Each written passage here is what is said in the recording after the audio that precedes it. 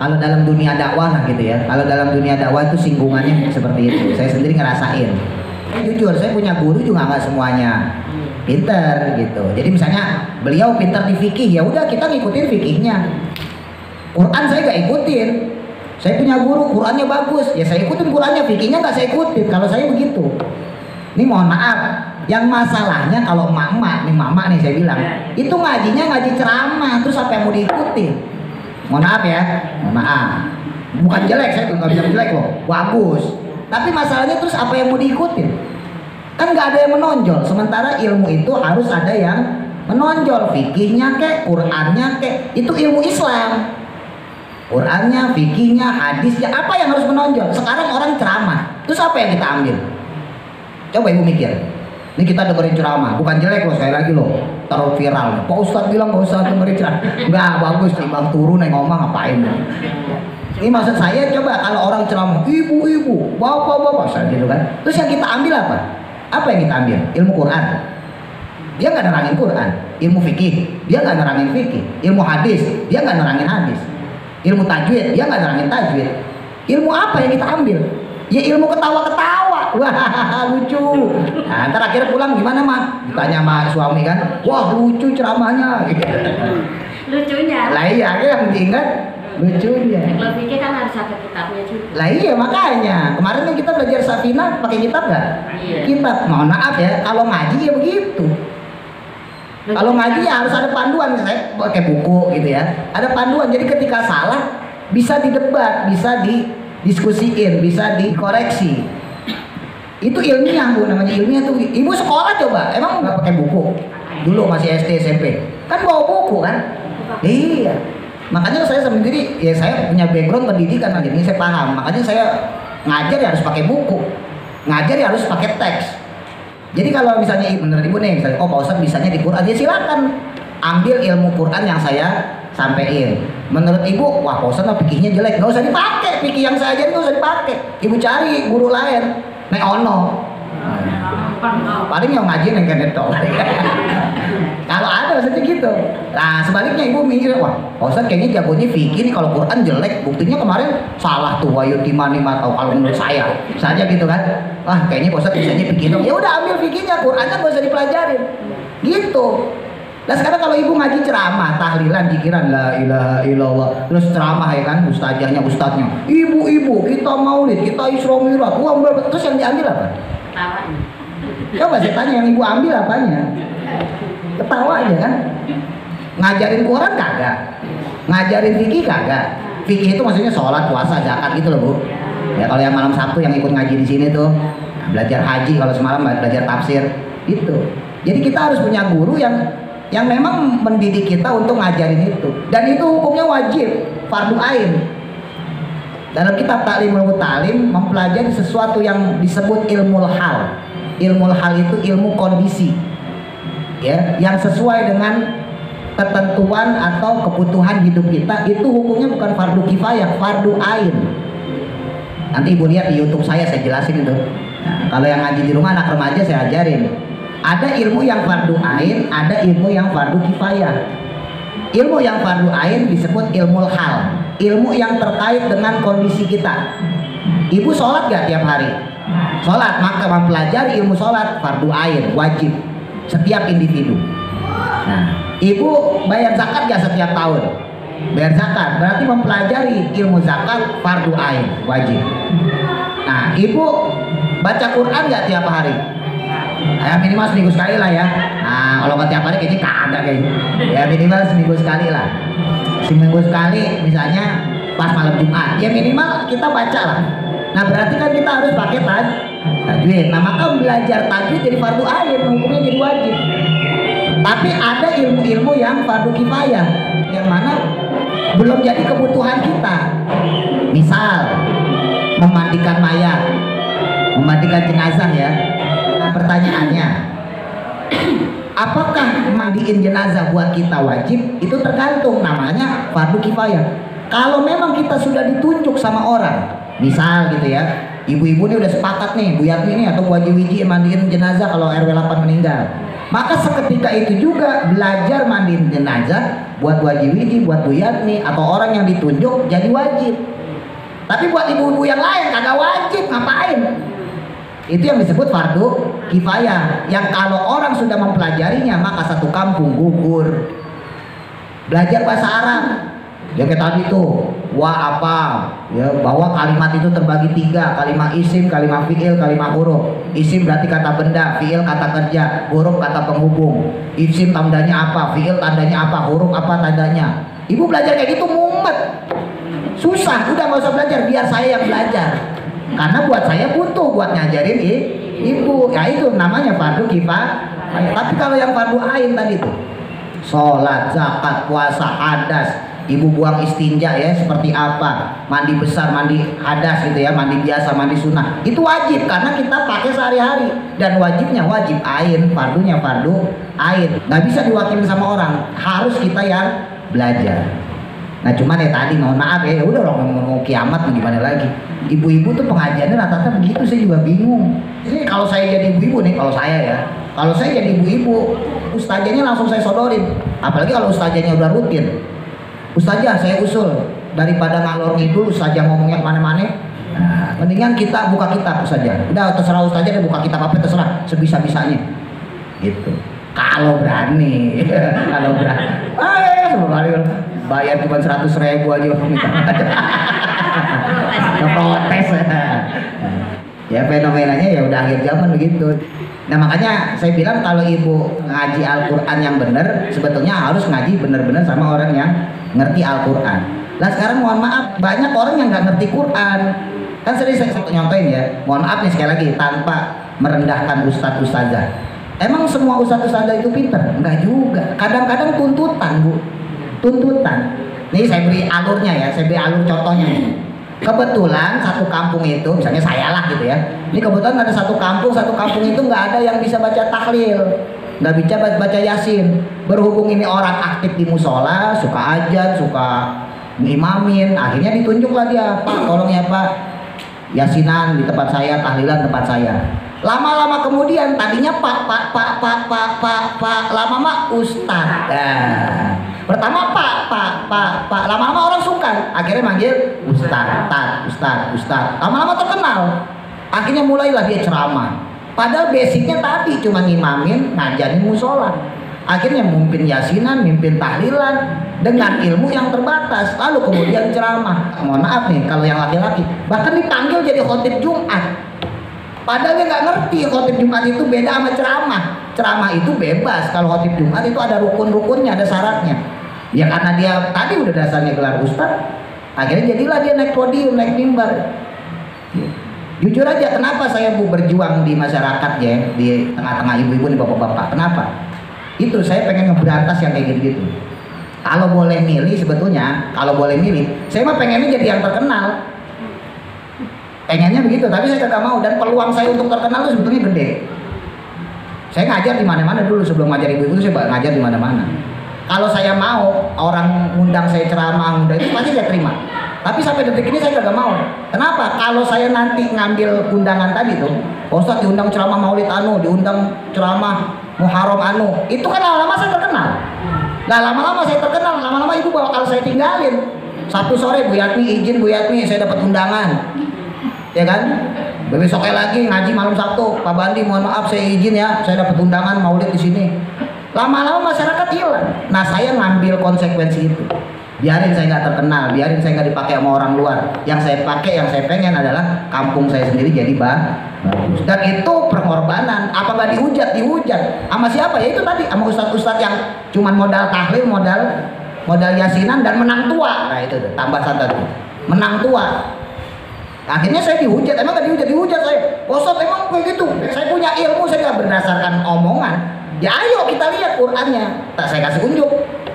Ada salah satu ustadz ya, mohon maaf, ada salah ustadz dia baca tawasul aja, ila hadratin Nabi Mustafa Muhammadur Rasulullah. Padahal harusnya Rasulillah. Ini saya beri contoh kecil aja. Ustadz gede. Ibu-ibu paham tapi saya kasih tahu. Nanti barangkali terketemu sama ustadz itu. Itu ada ustadz bacanya ila hadratin Nabi Mustafa Muhammadir Rasulullah. Harusnya dibaca Rasulillah. Kenapa Rasulillah? Karena huruf jer ilah. Ini kan saya terangin, ibu juga pasti bingung kan. Nah ustadz itu aja saya terangin bingung deh. Oh gitu Pak Ustadz. Ya karena emang nggak punya ilmu itu, nggak punya ilmu bahasa Arab. Kalau ada ilah maka semuanya harus dikasroh. Ya majrur namanya ilah hadratin Nabi Mustafa Muhammadin kasroh Rasulillahi. Gitu. Dulu pernah saya kritik kan masalah marhaban ya. Masih ingat gak? Ya. Marhaban ya Nurul Aini. Itu salah. Harusnya ya Nurul. Tapi sampai sekarang masih banyak yang di sana ya Nurul Aini. Mohon maaf, bahkan masjid besar saya nggak usah sebut ya. Bukan musola kecil, masjid besar sampai sekarang itu bacanya marhaban ya Nurul Aini. Itu kalau di debat bisa Bu. Kenapa sampai baca Nurul? Yombo, pokoknya dari sono gitu. Kita debat. Nur itu Nurul Aini itu idhofah, dua kata yang dijadikan satu. Ya, dua kata yang dijadikan satu. Ketika dua kata dijadikan satu, itu namanya mudhof ilaih dalam bahasa Arab. Ibu nggak ngerti, saya terangin aja. Bodoh amat lah. Sama kayak Rasulullah itu Rasul sama Allah. Dua kata yang dijadiin satu. Paham maksudnya ya? Itu dalam bahasa Arab namanya idhofah. Mudhof ilaih. Yang harusnya Rasul sama Allah digabungin jadi Rasulullah. Sama kayak Nurul Aini, nur cahaya, aini mata. Maksudnya cahaya permata hatiku. Itu dua kata yang dijadikan satu. Maka ketika kemasukan ya itu huruf panggilan namanya munada, ya nida. Ya pasti gak ngerti lah ya. Nah ya itu kalau memasuki huruf yang mudhof ilaih tadi, yang idhofah tadi, maka huruf yang tadinya Rasulullah kemasukan ya, maka menjadi ya Rasulullah.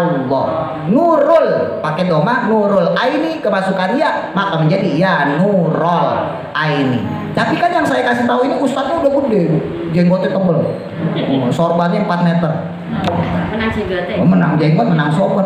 Dari mana kamu tahu? Dia dikira nggak debat itu debat. Si orang dia nanya kan, dia nanya ya saya jawab. Jadi jangan dikira ibu doang yang punya tantangan. Saya lebih berat lagi tantangannya. Ngasih tahu yang kayak gitu-gitu. Ya kenapa ya? Mohon maaf ya, karena kebanyakan orang sekali lagi kalau udah dinilai pinter, apalagi udah show, wah itu biasanya udah males ngaji. Ngaji yang kayak gini, bukan ngaji ceramah gitu. Ngaji ceramah ibu dapat mau izo hasanah, dapat petua bagus, dapat nasihat, dapat amalia. Jelek enggak bagus, ibu jadi semangat ibadah kan gitu, jadi semangat sholat, jadi semangat sedekah. Tapi semangat itu kan harus ada ilmunya. Gimana cara sedekah yang benar, gimana cara sholat yang benar, gimana cara baca Quran yang benar. Nah cara itu dipelajarin lewat kitab-kitab ulama. Saya sampai sekarang ngajarnya pakai kitab, Bu. Enggak saya model sendiri. Ya ini aja saya bikin pakai kitab juga. Saya dari hadis-hadis saya. Tajwid itu saya gampangin. Kalau mau kitabnya ada banyak kitabnya. Kalau yang pernah mondok itu ada kitab Hidayatus Sibyan, itu kitab tajwid. Sekalian ngasih tips ya. Dulu pernah saya bilang juga sih kalau nggak salah. Dulu amanah kiai saya itu bilang kalau kamu nyari guru, gurunya guru syariat. Guru syariat berarti guru syariat, paham ya? Guru syariat ya berarti guru sholat, guru fikih yang bisa kita contoh ya. Satu, lihat baca Qurannya. Baca Quran berantakan tinggalin. Kalau baca Qurannya bagus, lihat sholatnya. Sholatnya kayak cabung cebok gak? Asal-asalan gak sholatnya? Tumakninah gak? Sholatnya bagus, baru yang terakhir akhlak. Jadi kalau belajar syariat, akhlak belakangan. Kenapa? Karena kadang-kadang ulama-ulama yang syariat itu gak pati mikirin akhlak. Kalaupun mikirin akhlak, orang-orang awam kayak kita itu suka salah paham menilainya. Saya beri contoh gini. Ini ada saf kosong di depan. Ibu lagi sholat nih, ada saf kosong di depan. Ibu di belakang sama orang tua. Ibu masih umur 56 bulan, yang sampingnya umur 70-80 tahun. Tapi masih bisa berdiri. Ini kalau kita di sampingnya ada orang tua, pasti kita mempersilahkan orang yang tua itu maju kan. Bu, monggo Bu, silakan depan kan gitu. Itu kalau akhlak. Kalau secara syariat, secara fikih salah. Kita yang harus maju. Makanya kalau orang fikih dia pasti maju dulu, dia nggak bakal nawarin orang kalau ada saf kosong di depan.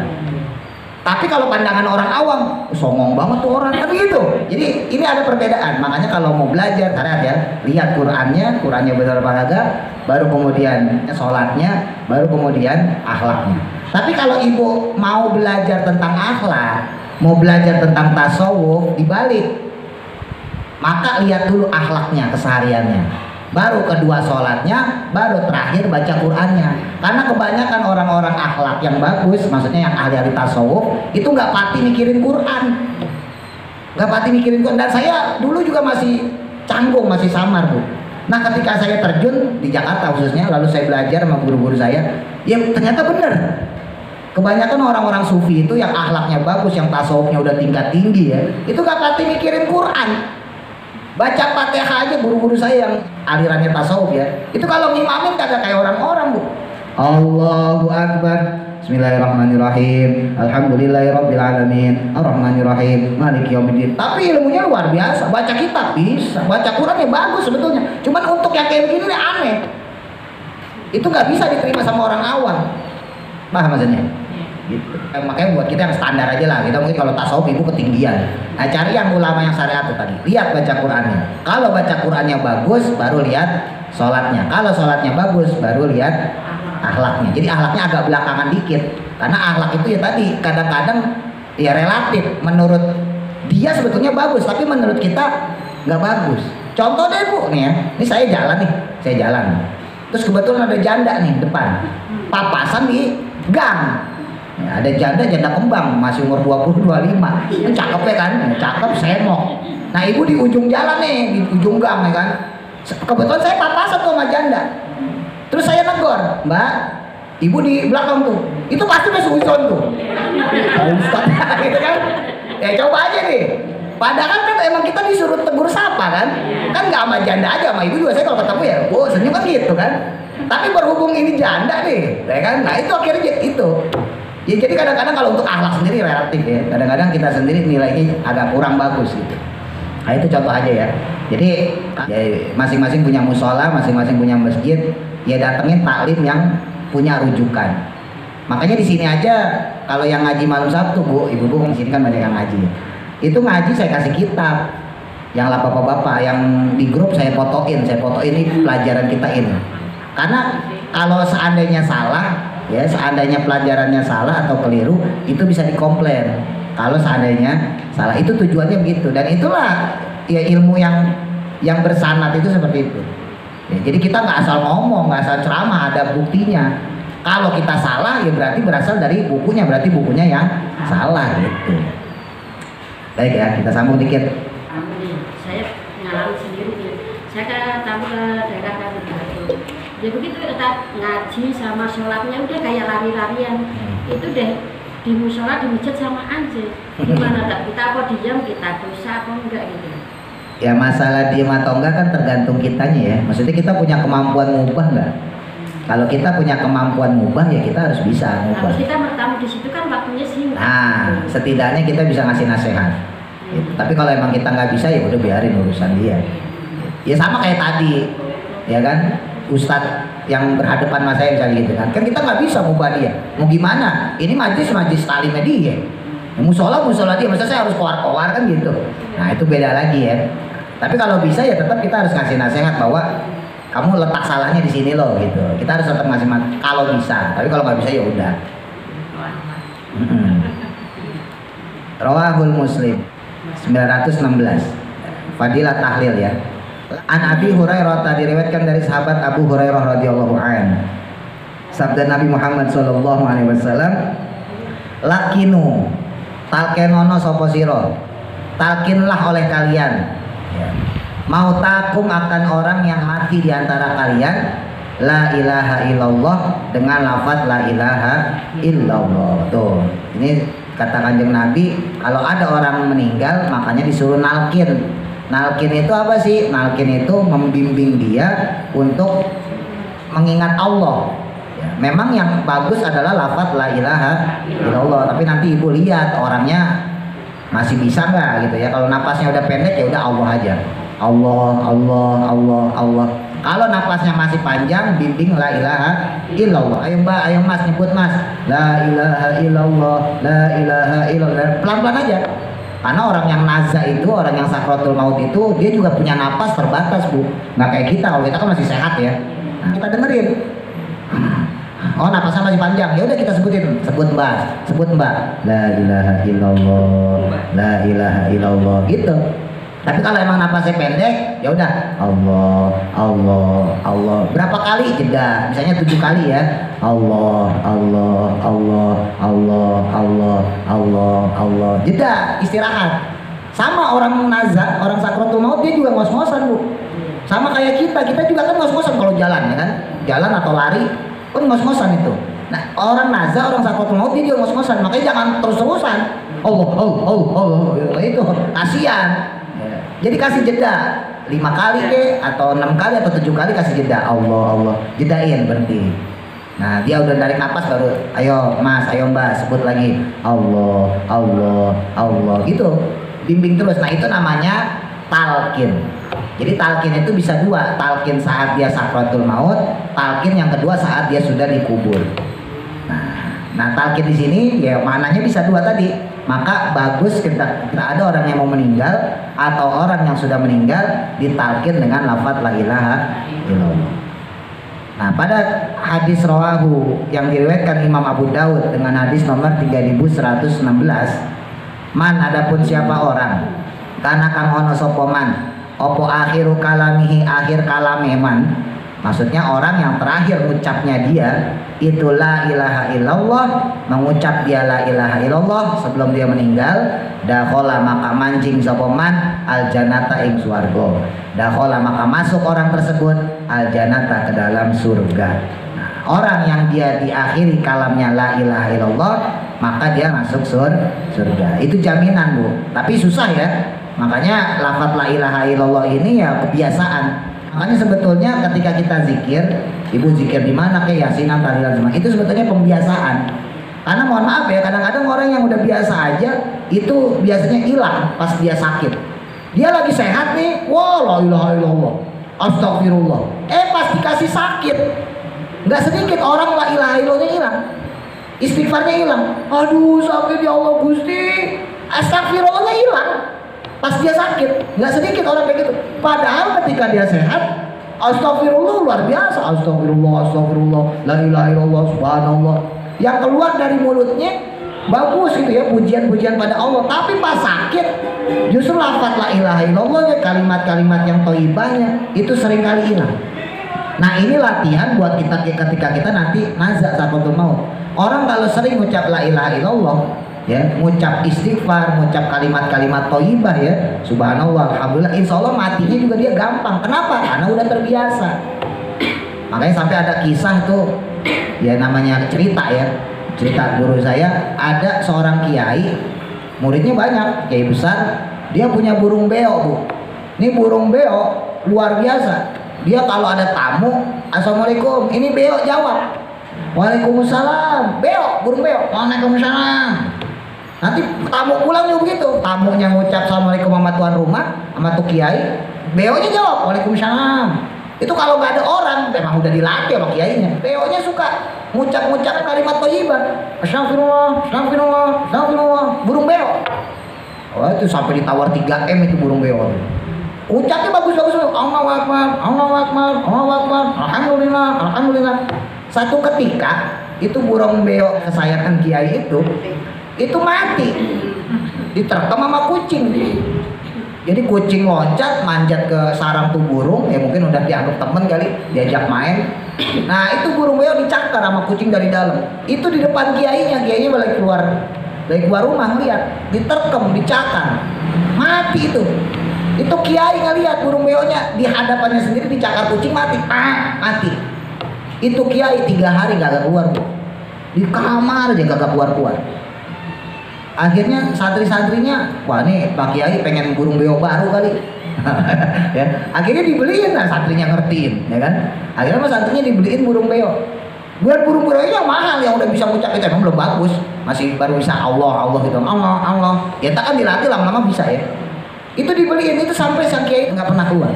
Dia keluar cuman ngajar, sholat, ya ngimamin, sholat Jumat. Sampai sebulan nggak keluar-keluar. Biasanya padahal tuh kiai keluar, ya ngeteh di luar, ya ngejamu orang tamu. Itu nggak keluar-keluar sejak beo-nya meninggal, beo kesayangan. Satu ketika kemudian si kiai keluar, langsung ditanya sama murid-muridnya, sama santri-santrinya, Pak Kiai kenapa aku nggak mau keluar? Ini kan udah kita ganti nih beo yang bagus nih. Ini juga bisa ntar kalau dilatih lama-lama ngucap Assalamualaikum, Allahu Akbar, la ilaha illallah. Nanti juga bisa asal dilatih. Ini beo mahal juga, bagus juga ini. Apa kata tuh Kiai? Saya nggak mikirin itu. Saya nggak mikirin beo saya yang mati gitu. Lah terus apa yang dipikirin? Yang saya pikirin beo saya itu terlatih ngucap la ilaha illallah, terlatih ngucap assalamualaikum, terlatih ngucap Allahu Akbar, terlatih ngucap alhamdulillah, subhanallah, dan kalimat toibah lainnya. Tapi ketika dia dicakar kucing, mati dia, yang terucap dia dari mulutnya itu adalah dia nggak ngucap la ilaha illallah, dia nggak ngucap astagfirullah, dia nggak ngucap assalamualaikum, dia mau ngucap waalaikumsalam sebagaimana yang biasa dia ucapkan. Saya nggak bisa bayangin nanti diri saya seperti apa tuh kiai. Jadi kalau kita mikirin beo-nya, kalau kiai mikir matinya tuh si beo. Secara hewan dia kan nggak punya nafsu, nggak pengen dia kaya, nggak pengen dia punya duit banyak, ya kan? Nggak pengen dia begini begitu. Itu aja matinya nggak ada yang terkeluar dari mulutnya kalimat-kalimat thayyibah. Allah kayak gitu, Allah gitu, enggak, aja udah. Makanya si kiai sedih. Jangan-jangan saya nanti mati kayak begitu juga. Saya biasa mengucap Allah, saya biasa mengucap la ilaha illallah, saya biasa mengucap astagfirullah, matinya malah mengucap maksudnya. Nah, ini cerita tapi ibrohnya. Kenapa kita dibiasain sama Kanjeng Nabi, disuruh sama Kanjeng Nabi ya untuk mendawamkan lafaz la ilaha illallah. Bahkan Nabi bilang jadidu imanakum, perbaharui iman kalian dengan lafaz la ilaha illallah. Minimal ketika kita sholat tuh, kan kalau sholat kita mengucap syahadat ya, asyhadu alla ilaha illallah, minimal itu. Syukur-syukur kita bisa tambahin yasinan, tahlil itu. Karena ketika kita nanti sakratul maut, nggak ada jaminan juga kita bisa menahan lafaz la ilaha illallah itu dalam mulut kita. Kita nggak bisa menjaga la ilaha illallah dalam diri kita. Lah kalau orang yang biasa la ilaha illallah aja nggak ada jaminan ya mulutnya bisa mengucap la ilaha illallah, hatinya masih la ilaha illallah, apalagi yang kagak biasa, nggak ada sama sekali. Logikanya gitu. Makanya saya suka heran sama orang-orang yang berani dia ninggalin sholat, ninggalin zikir, kok berani ya? Lah orang yang sholat, orang itu aja masih takut. Saya masih takut loh, cuma saya biasain aja gitu. Bukan takut matinya, bukan. Kalau ibu kan takut matinya ya, soalnya masih punya duit banyak, belum keburu beli ini beli itu. Kalau saya bukan takut itu, saya takut kalau nanti saya meninggal, lafaz yang terakhir itu bukan la ilaha illallah, bukan lafaz Allah, bukan lafaz astagfirullah, bukan kalimat-kalimat tauhid. Itu yang saya pikirin. Kalau mati mah saya kagak takut. Saya pengen buru-buru mati. Itu udah gak enak. Ya, ketemunya ibu-ibu mulu ya. Oh di alam barzah kan ketemu bidadari cakep-cakep. Kalau saya mah udah pengen mati aja kalau boleh mati. Nah itu jadi tolak ukur buat kita. Betapa orang yang dia sering baca zikir saja belum tentu dia matinya la ilaha, belum tentu yang keluar adalah zikir. Makanya kita disuruh ngebiasain itu. Nah orang itu bisa ya karena terbiasa. Iya, ibu dagang awal-awal, mohon maaf ya, mungkin kan nggak langsung laris. Paling laku 1 ekor, 2 ekor, lama-lama naik 5 ekor kan begitu. 10 ekor lama-lama ya biasa. Ya sama, kita juga mempelajari ilmu ya, terus kita berzikir dan sebagainya. Itu dalam rangka membiasakan diri kita untuk mati. Jadi intinya cuma satu. Ibu ngaji, ibu zikir itu cuma satu, persiapan buat mati. Emang buat apaan? Itu ibu ngaji nih, ibu belajar, ibu zikir itu tujuannya satu. Persiapan nyiapin bekal buat mati. Udah nggak ada lagi. Buat apa? Nah cuman tadi seringkali kita itu diuji sama kanan kiri kita, maksudnya setan ya, sama manusia yang godain kita dan macam-macam. Misalnya dalam hal ustadz lah gitu ya. Akhirnya diuji sama kesombongan. Wah Ustadz Peter ya, oh Ustadz begini ya, oh ceramahnya bagus ya. Dia lupa dengan targetnya ya, dia lupa dengan misinya dia itu. Misinya itu padahal untuk nyari bekal mati. Akhirnya senang dengan ketenaran, akhirnya nyaman dengan kedikjayaan dia. Ya, jadi lupa kanan kiri, merasa dia pinter, merasa dia hebat, merasa dia alim, akhirnya lupa semua. Misi utamanya untuk menyiapkan bekal untuk mati, akhirnya lupa. Akhirnya dia hidup dengan kesenangan, akhirnya hidup dengan ketenaran, kemewahan dan sebagainya. Nggak sedikit. Makanya saya pribadi, saya sampai sekarang nyari guru aja, Bu, ini tips lagi, itu nyari guru yang nggak terkenal. Kenapa? Karena saya seringkali, mohon maaf ya, dalam tanda kutip, kecewa sama guru yang terkenal. Ini pertama nih nggak terkenal nih, kita belajar sama dia, lama-lama terkenal. Ya itu kayak tadi sering perek, datang kita udah bawa kitab, kita tebel-tebel ya kan, jalan kita terus. Mohon maaf ya, sekarang saya ada undangan maulid di sana, mohon maaf hari ini libur. Jauh Bu, saya ke Cengkareng saya belajar, dan dulu belum punya motor, masih jalan. Itu saya jujur aja, secara pribadi saya kecewa sama ustaz-ustaz kayak gitu. Makanya sampai sekarang saya nyari guru yang nggak terkenal, udah kapok nyari guru yang terkenal. Dikit-dikit perek, dikit libur. Makanya saya punya guru, ibu nggak bakal kenal ya, mungkin yang terkenal ada, nggak terlalu banyak lah. Almarhum Kiai Saifuddin Amsyar itu guru saya belajar sama beliau dari lulus pondok, saya belajar sampai beliau wafat. Ya, Kiai Hasyim Muzadi dulu ketua NU ya, terus belajar sama beliau. Banyak guru-guru saya yang terkenal, tapi lebih banyak yang nggak terkenal sebetulnya.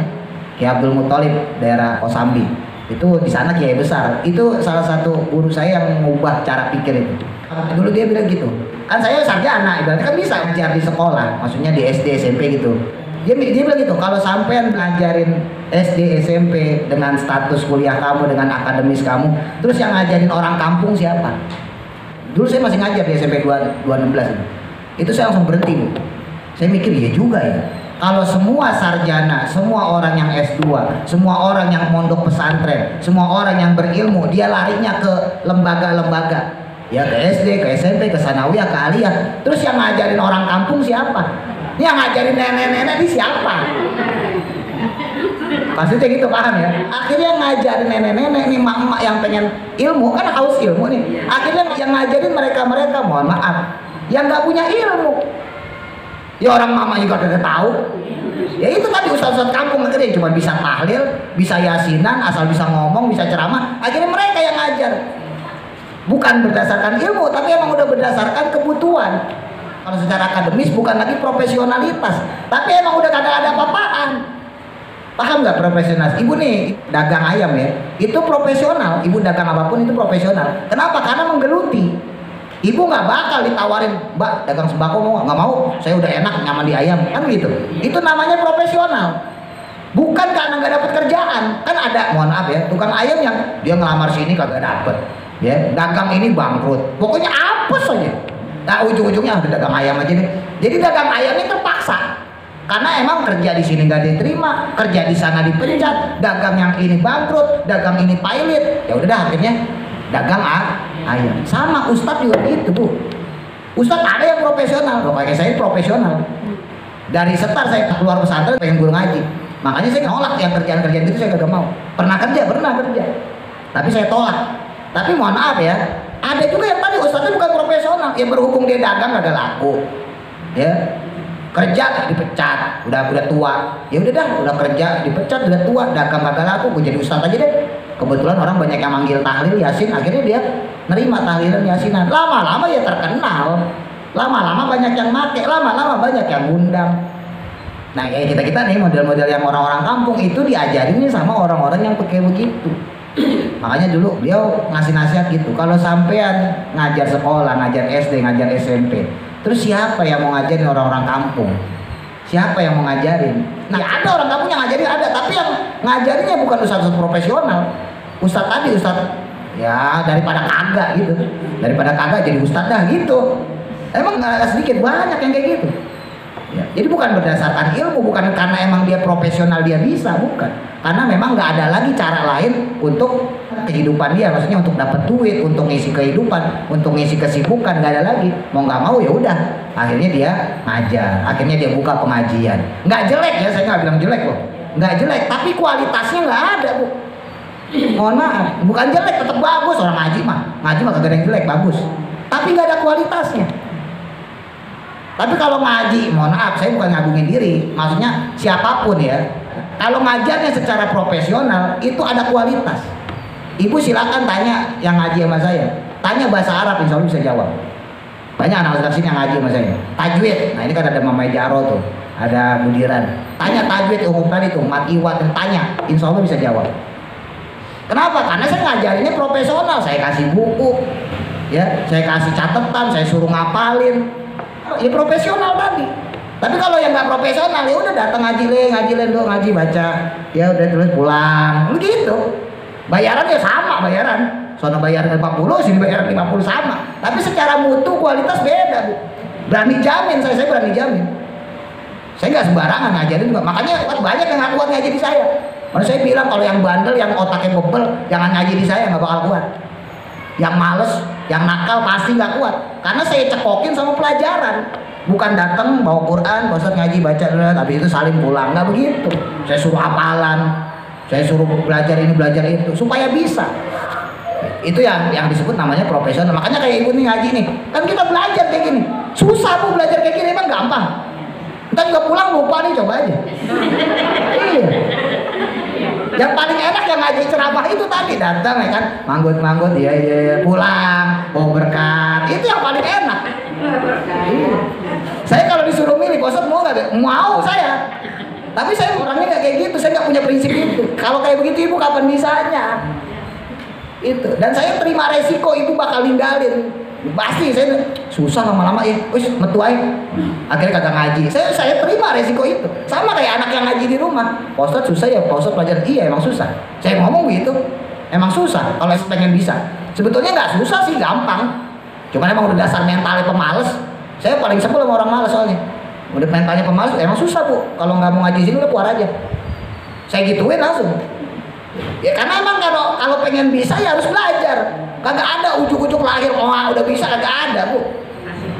Ya namanya pengen bisa harus belajar. Ini susah. Tapi apa saya maksa ibu bisa? Kan enggak. Besok diterangin lagi, lupa lagi diterangin. Lama-lama ya bisa. Tenang aja. Tapi tetap harus berusaha bisa. Nah kalau cuma ceramah doang, ibu-ibu sedekah itu 700 kali lipat. Terus kapan bisa belajar ininya? Ibu-ibu sholat itu 5 waktu, pahalanya 27 derajat. Ya emang kita tahu, terus kapan bisa ininya? Orang itu ceramahin yang gitu-gitu doang. Pulang bawa besek, ya kan? Enak lu ceramahnya lucu.